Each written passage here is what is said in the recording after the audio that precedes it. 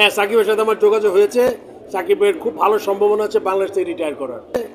সাকিবের খুব ভালো সম্ভাবনা আছে বাংলাদেশ থেকে রিটায়ার করার। বললাম সাকিব এখন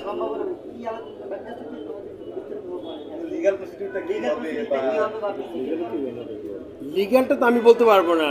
আমার কথা হলো সর্বোচ্চ পর্যায়ে থেকে, আমি তো একটা ছোটো মানুষ, বোর্ড প্রেসিডেন্ট, আমার হাতে ক্ষমতা খুব কম।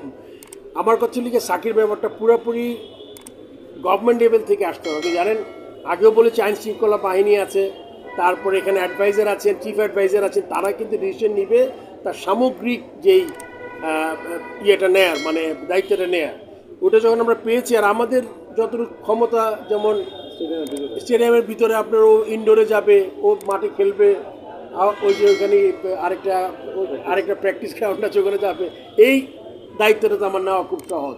তো এটা আমরা নিতে পারবো। গ্রামের মতো 9-10 জনের বেশি নাই, 14 জনের মতো ওনারা আসেন না, দেশে নাই বা দেশের বাইরে অসুস্থ হোয়াট এভার। তো আমাদের এই সব কিছুই রিবিল্ডিং করছি আমরা। এই মুহূর্তে এটা নিয়ে আমরা আসলে আলোচনা করার স্কোপ নয়, বিকজ আপনি বারবার একটা কথা বলি, আপনি ডে টু ডে বিজনেসটা আপনি পিছনে ফেলতে পারবেন না। আপনি এই জিনিসটা এগিয়ে নিয়ে যেতে হবে। তারপরে যদি কোনো কিছু কারোর মধ্যে কিছু পাওয়া যায়, ডেফিনেটলি একটা ডিসিশন হবে।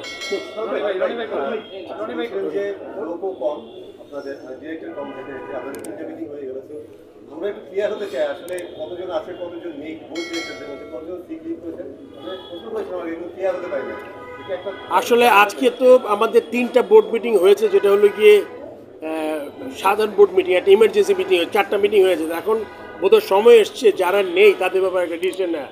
বাট তাদের ব্যাপারে ডিসিশন নিলেও কিন্তু আমি এই মুহূর্তে ওদের জায়গায় কোনো নিতে পারছি না। আপনি জানেন যে ডিস্ট্রিক্ট লেভেলে কমিটিগুলো ভেঙে দেওয়া হয়েছে, এখন তো নতুন কমিটি করেনি। ক্লাবগুলো এখন অগোছালো, টিম শুরু হয়নি। সো আমরা নতুন করে, মানে আপনি যদি ইলেকশন করতে চান, ভ্যাকেন্সি হইতে হবে, তখন আপনি কিন্তু ইলেকশনটা ওইভাবেই করতে হবে। সো এই মুহূর্তে কিন্তু আরও কিছু সময় লাগবে ওই জায়গাগুলো আমরা ফিল আপ করার জন্য। আমরা চেষ্টা করছি, দেখা যাক সামনে কী হবে। খালি হবে খুব শীঘ্রই, আপনি জানতে পারবেন। আচ্ছা আচ্ছা,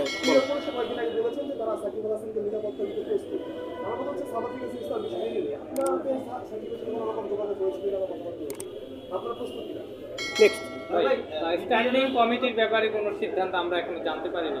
যেমন অনেকেই পদত্যাগ করেছেন, যেটা আমরা শুনেছি, দুর্জয় ভাই কিংবা খালেদ মাহমুদ সুজন, তারাও পদত্যাগ করেছেন। ওই জায়গাগুলো ফাঁকা হয়েছে। তারা এইচপি দায়িত্বে ছিলেন, গেম ডেভেলপমেন্টের দায়িত্বে ছিলেন, ক্রিকেট অফিসের দায়িত্বে ছিলেন জালাল ইউনুস। ওই জায়গাগুলো আপনারা এখন অফিসিয়ালি বন্টন করেননি, সেটা কি কবে? এগুলো আমাদের সব, আমাদের যে ডিরেক্টর যাদের মধ্যে আছেন, সবাই 2টা 3টা 4টা পোর্টফোলিও আমরা দেখছি। বাট যদিও বলি না নামে, কারণ আপনার একটা একটা চেয়ারম্যান, একটা মেম্বার সেক্রেটারি দরকার, তার সাথে মেম্বারের দরকার 2-3টা। তো ওই ধরনের লোকও বলো নাই। কিন্তু আমরা কমিটি না করলেও আপনি দেখবেন কাজ তো থেমে নাই। তার মানে আমরা কাজ করে যাচ্ছে, আমরা নিজেদের মধ্যে আমরা করে নিয়েছি। নেক্সট,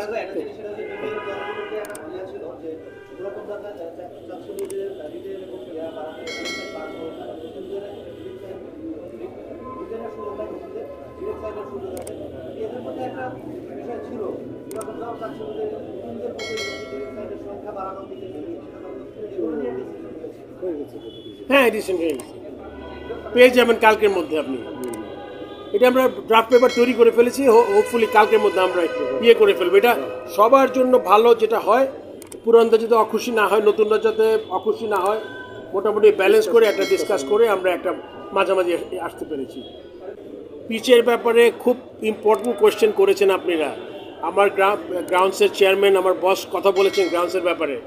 আমি এবার I will make sure T20 wicket Dhaka স্টেডিয়ামে যাতে স্পোর্টিং উইকেট হয়, ভালো খেলা দেখতে পারেন। যদি এই ক্লিয়ার ইনস্ট্রাকশন দেওয়ার পরে যদি উইকেটটা না তৈরি হয়, তাহলে আমি খুবই আপসেট হব।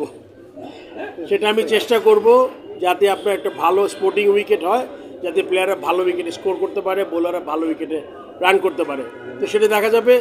ছোট্ট একটা ব্যাপার বলে শেষ করছি, ডিসেম্বর জানুয়ারিটাতে কিন্তু রোদের তাপ কিন্তু অনেক কম। ইটস নট অলওয়েজ ইজি যে আমরা টপ উইকেট তৈরি করা, অনেক রেগুলার শিশিরের ব্যাপার থাকে, ওরকম একটা সফটওয়্যার থাকে উইকেট, অত হার্ড উইকেট আপনি সামারের মতো পাবেন না যদি বৃষ্টি না হয়।